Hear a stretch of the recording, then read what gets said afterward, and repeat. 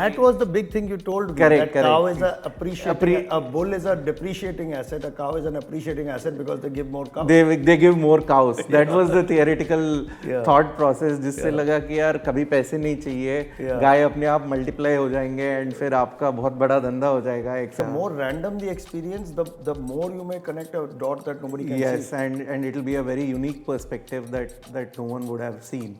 So that led to wanting to become a farmer, a dairy farmer. I draw a lot of energy from the Gen Z today. We are growing braver. We are growing more experimental as a country. Yeah. So there is a lot of raw potential that we have, and just I would just ask people to become entrepreneurs more than anything. Superb. Take more risks. There's no downside. Welcome to Unstarted. What is unique about this show is this is about you. It is for founders, by founders. So my guest today is Chakradhar Gade, the founder of Country Delight. Hopefully many of you are customers. I will let him describe the business more, but I would say a dairy-led home, better for you, groceries, but I'll let you describe it more. Chakri, as he goes by, has got a very interesting background. Many of the people when they ask questions, they talk about partly from the outside, all your backgrounds look very intimidating. Sometimes they don't even know the full background, but it feels like a very linear journey. In your case, it's even more confusing because you are a computer science engineer. You are a IM MBA, you also are a CFA, you are a hedge fund guy, you are a dairy farmer, you taught me IRR of a cow. So I think this is going to be an interesting one, and I hope it will leave people less confused. That's the objective. Huh? So with that, Chakri, thank you for doing this. Welcome to Unstarted. It would be great to hear the story behind the story in your own words. Born and raised, and then we'll connect the dots, and obviously the key is that we'll be taking a bunch of questions that have come in. Great to be here, Avi, and thanks a lot for this opportunity to share my story and Country Delight story also. Like you said, I come from a tier 3 city background, semi-urban background. I come from a place called Guntur in Andhra Pradesh. Did my engineering over there. Then I worked with Infosys for a couple of years in the initial part of my career. Realized that I had a huge loss of identity working in a very large organization. Felt that what I am doing was not giving me too much personal meaning. And from there it was, I think, 8-10 years of chasing meaning for myself more than anything to start. I'm going to pause you there, Chakri, because normally it doesn't start this deep. You were probably 23, 24, 25. What was the family background that gave you the luxury to be thinking about meaning when you're supposed to be just getting a salary, right? So, or it was just something innate to you, because your background, a lot of people will probably be able to relate to. Correct. Engineering kiya, Infosys guy, ye kiye. So, what was the? So I think it's थोड़ा guilt भी है इसमें. It's an interesting story also. My parents are doctors. Both of them, come from a very noble profession. They've always put service above self as a personal philosophy. And when I was pretty good at biology myself, during my early years. But when I had to make a choice on career, I chose to be an engineer rather than a doctor because I felt कि बहुत मेहनत है. Like 15 साल पढ़ाई करना पड़ेगा, इतना मेहनत करने का हिम्मत नहीं था. But somewhere there was that piece of guilt riding that I could have done something which is more noble, and I think that sort of started changing my outlook towards what I want to do and chasing something that has more personal meaning to me and some impact on society, some positive impact on society. And I think that was more of the way this whole thinking and thought process evolved. And then it started leading to पहले Infosys में when I was working, I felt कि यार doing much for myself, or I'm not feeling any impact in what I'm doing. Yeah. Then did my MBA, took some keen interest in finance, where I felt that there is something you can do. How did that happen? And by the way, it's very interesting. I think you're one of the few ones who has very early in the discussion talked about impact. So for you, meaning coming from your upbringing and watching your parents, therefore then wanting it in work and therefore then translating into business as impact. Correct. Connection. Correct. Yeah. No, when I took a career of finance, it was more about wanting to do something where individual contribution is higher than in a very large tech organization where your individual contribution is relatively lower. Yeah. And also to understand the world better. When you are being in a career in finance, you get to understand businesses very top down. Yeah. You get to see how things work from a very top down perspective. So there was a lot of curiosity around understanding the world better, which I found that at least at that point of time, finance profession, even being an, let's say, a equity analyst in the beginning of your career, you get to see something very top down and understand something from an overall perspective, which sort of got me curious about a career in finance. And again, when I started the career in finance, I got to meet so many entrepreneurs. And when I started meeting these entrepreneurs, I started feeling inspired by the impact they were able to create to themselves, their families, and the society. And that sort of made me feel that I should do something more entrepreneurial and more larger scale, or at least the opportunity to create something at a larger scale, which then sort of nudged me towards rest of the journey. This case. No, so this is actually very interesting. In fact, by the way, I was a banker at Goldman and I was taking entrepreneurs, companies public, and that's why I decided I wanted to be an entrepreneur. The interesting thing, Chakri, is many times people are asking questions, what is the right background to do this, what is this, that. And the reality is, of all the people we have spoken to have had very different backgrounds. And I think the learning is that it's really what you take away from it. Yeah. So I agree with you. By the way, I have told my son, go learn finance, because the kind of perspective, he wants to be an entrepreneur, but I've said go learn finance. Go take a course on public markets, right? Because they have a course there. So just a perspective. And so almost any training can be used towards entrepreneurship if you take, I guess, the best out of it. Correct. And finance is actually a great training. And it's like there's this famous speech by Steve Jobs which talks about connecting the dots. Yes. No experience is irrelevant. Yeah. It's finally how you connect those things, or which you can't even predict in your life how they come together. And to that point, the more random the experience, the more you may connect a dot that nobody can see. Yes, and it'll be a very unique perspective that no one would have seen. So that led to wanting to become a farmer, a dairy farmer.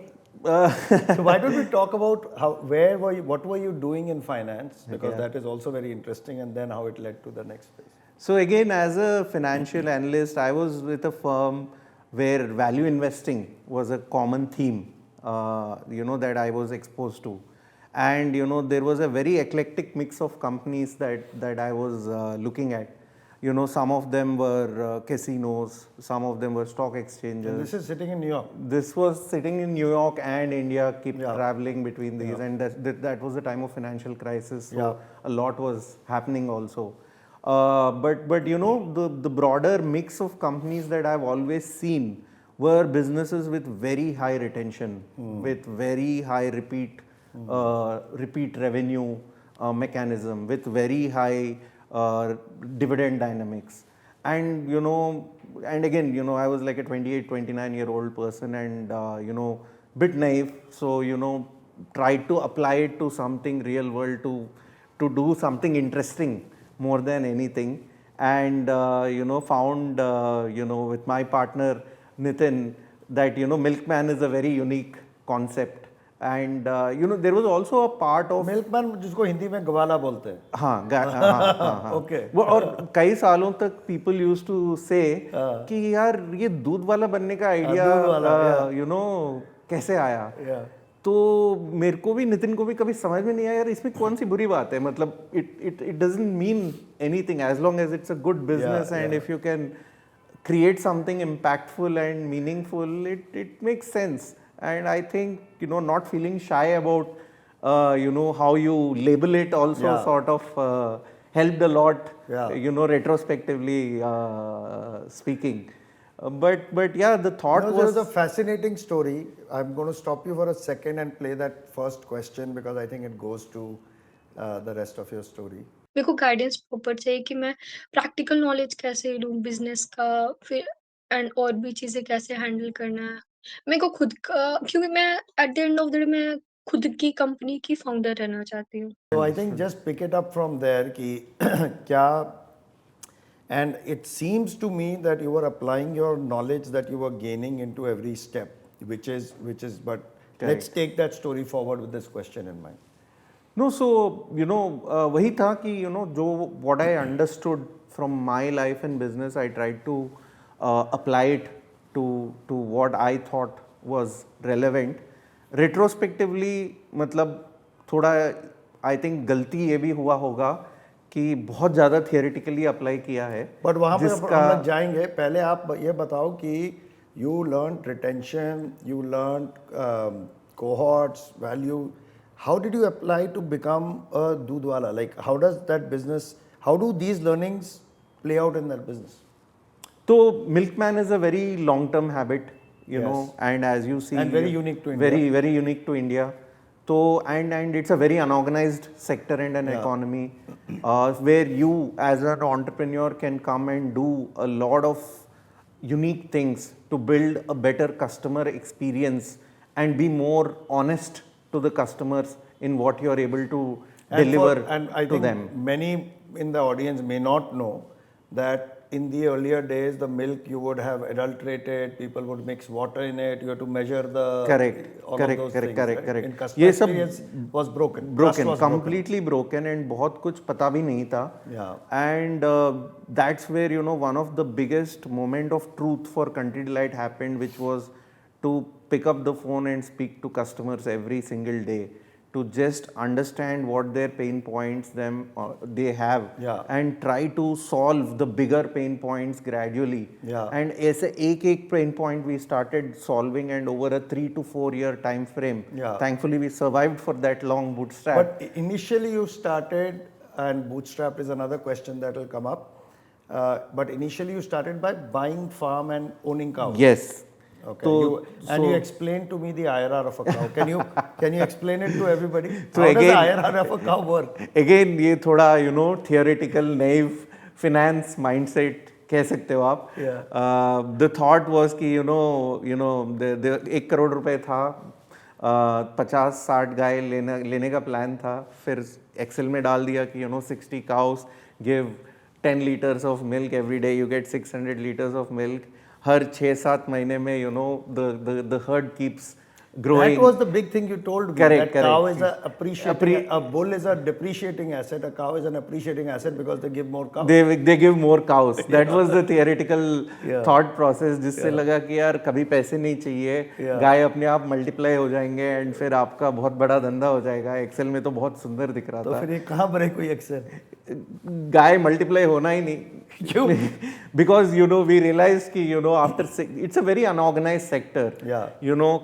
Getting cows to multiply is a very very difficult process and it's a very very unorganized sector. एक farmer का जो 30 साल का experience है वो कई गुना better है compared to an entrepreneur. It is not at all deterministic. It's like dealing with humans.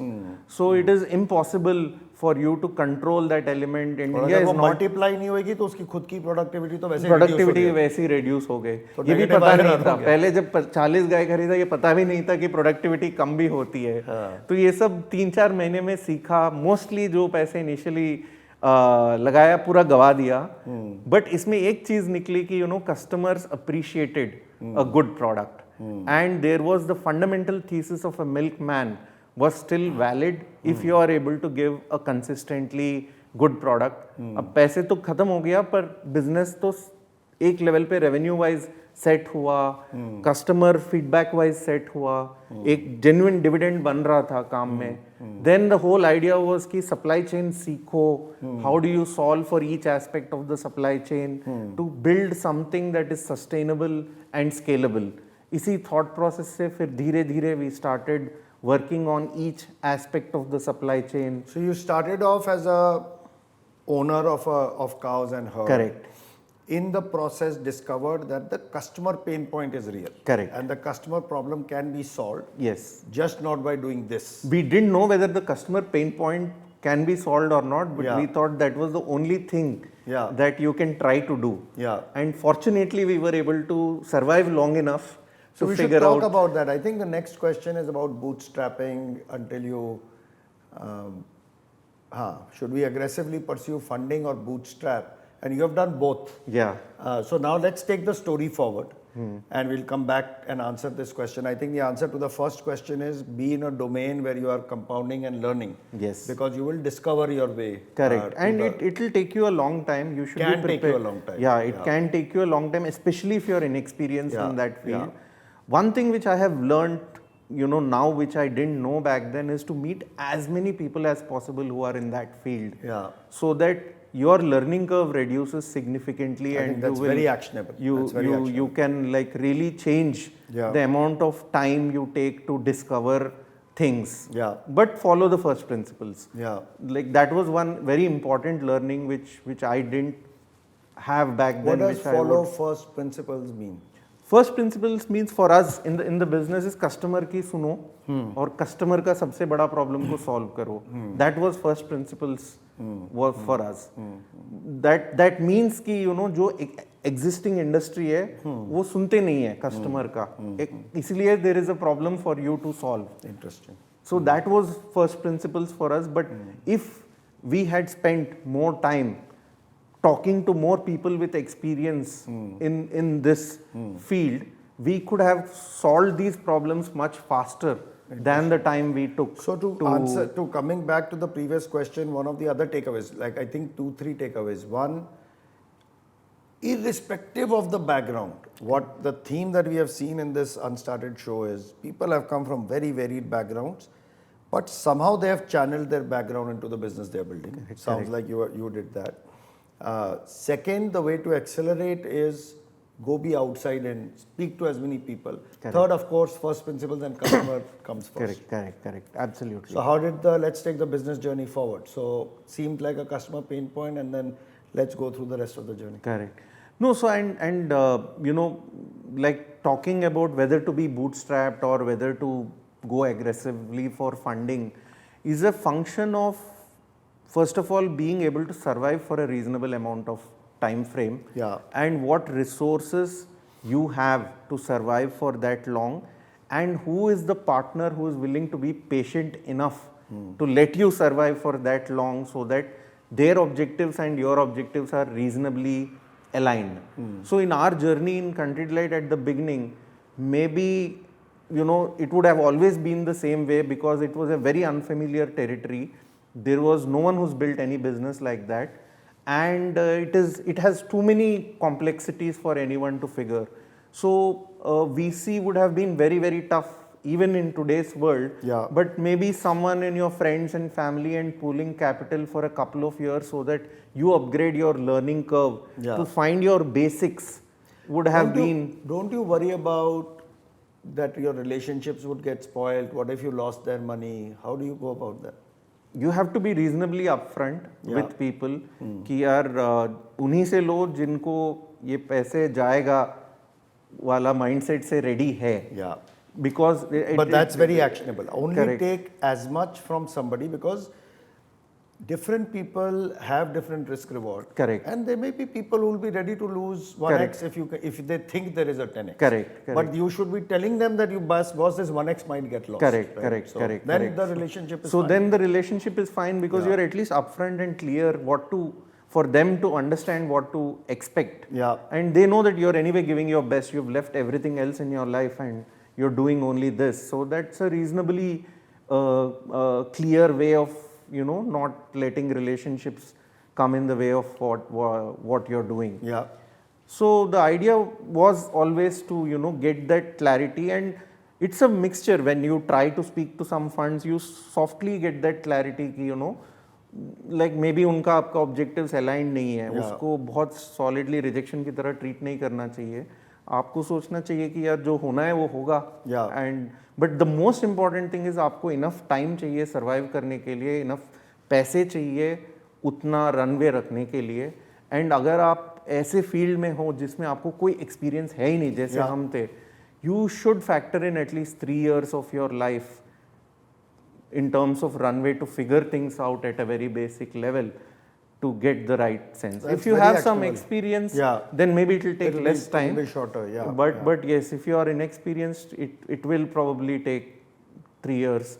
So is it of your fair to life. say, if we were to give a one-line answer, that if you have clarity, you should pursue aggressive funding only after you have clarity on your product market fit. जब experimentation phase है, 2-3 साल लग सकते हैं, bootstrap.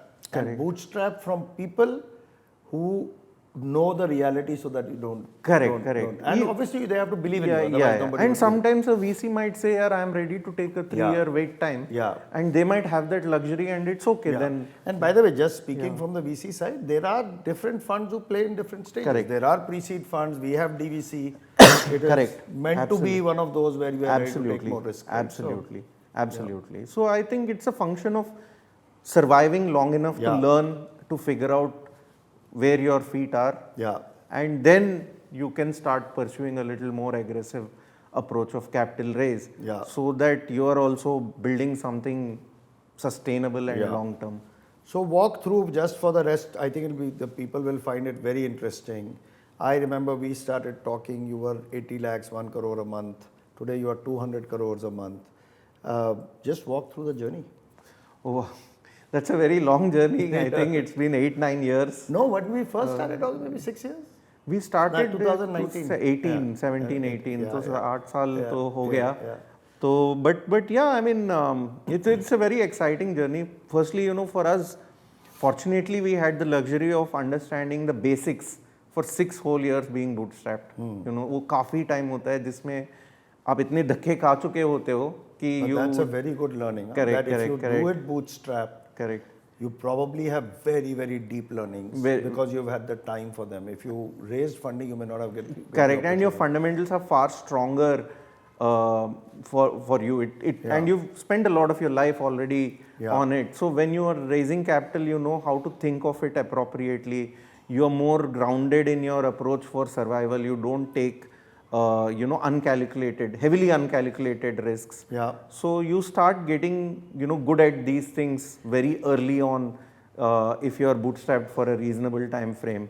So when we raised our initial capital, there was a very high level of clarity on what to do to grow the business 3x year on year, 4x year on year.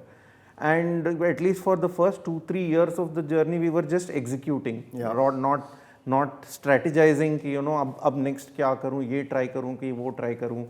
That level of uncertainty was not there. And which started showing in our numbers during the initial years, and which is why, you know, we could, like, you know, find the right partners, because that clarity was at some level, I think, visible to you, and you can also share your thoughts. Absolutely. No, for me, on this. For me, this point on retention that you made, I am still today shocked and amazed at the kind of customer love and retention you have. To have a business where in month 60, like 5 years after you have acquired somebody, I think you're getting more than 50% revenue from that same customer. But that wasn't an accident. It wasn't just milk-led. So talk about the evolution in the mind, because originally when I met you, first it was largely milk. Then I remember before you had launched your dahi, having the dahi in your office. So how have you thought about it? Because it seems like it's not a dairy business. So how do you think about it? No, so Avid, from day one, the idea was ki, you know, I was always curious ki, yaar, why didn't a milkman expand his portfolio? Because there is so much trust that you've built with your customer, and your customer is there with you for such a long time. if you have the opportunity to give that customer more products following your same philosophy, why not do it? And that was the original thought from the day one, which we have just followed through when we had the money and the opportunity to sort of execute. And one great realization that we had through the course of the journey was, because we were a D2C company, the whole customer से पूछो, customer से पूछ के उनका problem solve करो has really helped us a lot. Yeah. It has helped us build a very wonderful product development engine, Yeah. where we would just talk to customers, understand the problem, then solve it, launch a very good product, and Send then it to move them for trial. Send it to them for trial, get But them by to the way, agree. it was very unique and it may not be obvious to people, but you didn't choose to becoming a milk product company and just distributing milk in any retail outlet. Why is that? Why was the model is very different? Maybe explain the model. You're truly a digital first milkman. Correct.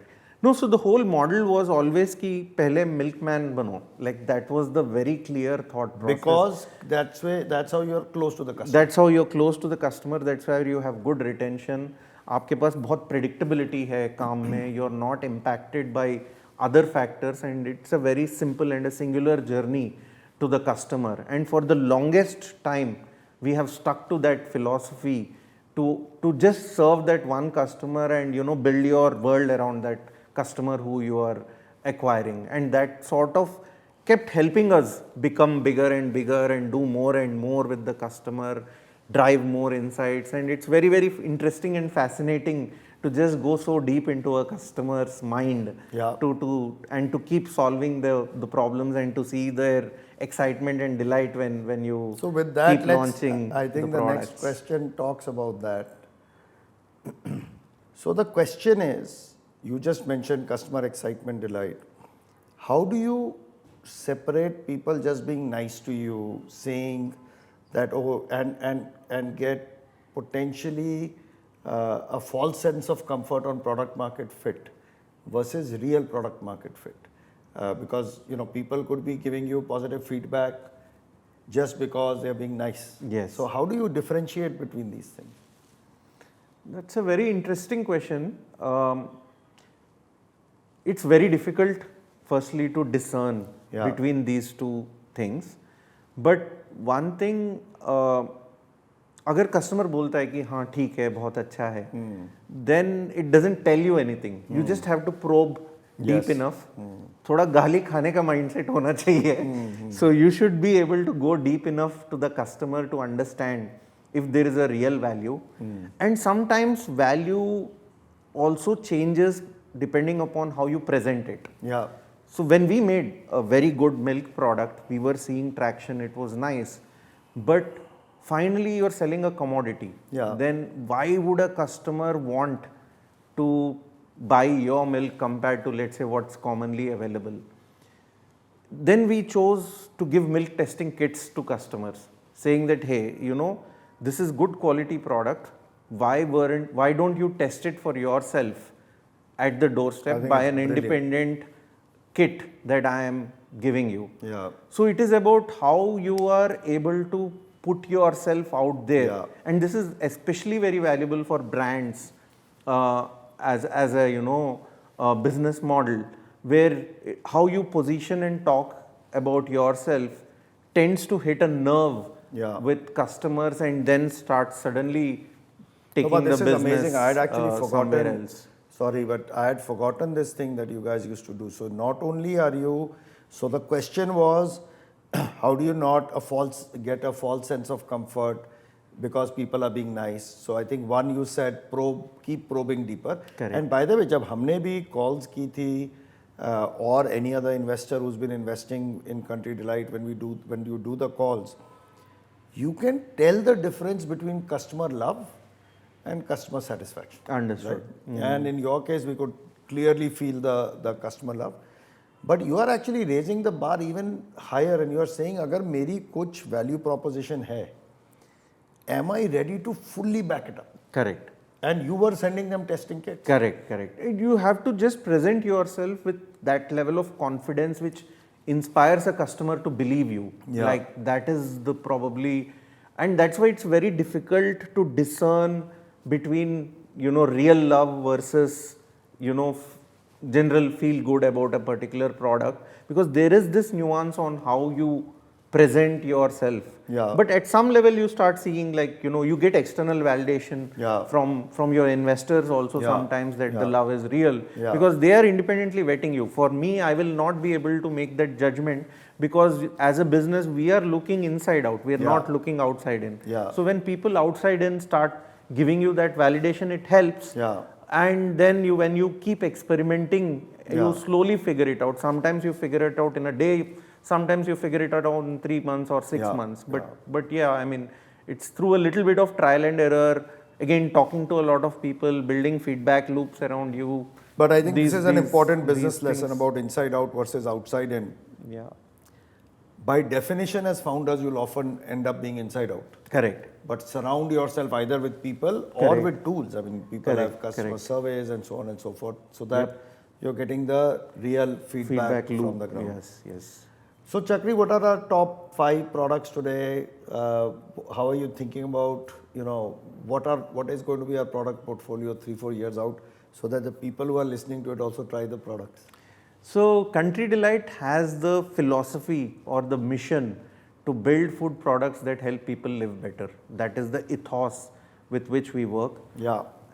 आज तक जो भी किया उन products में कोई preservative नहीं डाला, tried to keep it very natural, very clean, as simple and as closer to nature as possible.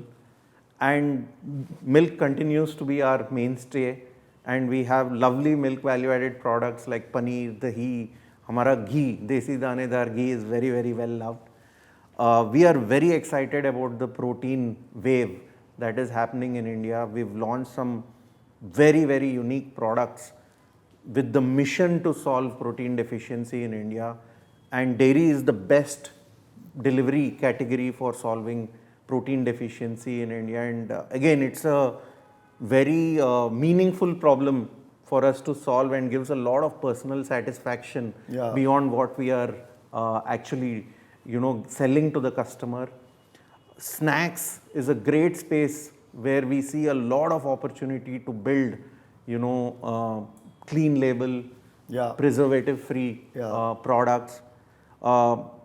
India is a diabetic capital, so there is sugar is a very big problem in India. So again, there is a lot of excitement around products that we can develop there.